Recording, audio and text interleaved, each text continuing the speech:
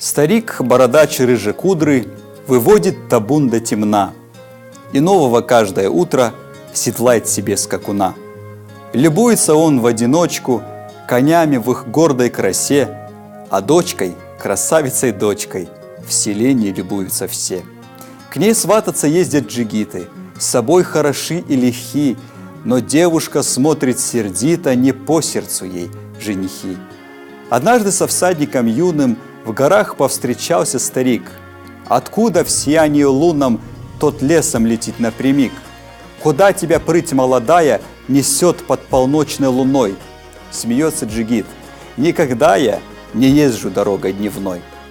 Безумец, коль веришь в удачу, посватай-ка дочку мою, добьешься согласия, в придачу любого коня отдаю. Чужих скакунов не седлали, даренных не держим коней, а дочка твоя, не она ли под черной буркой моей?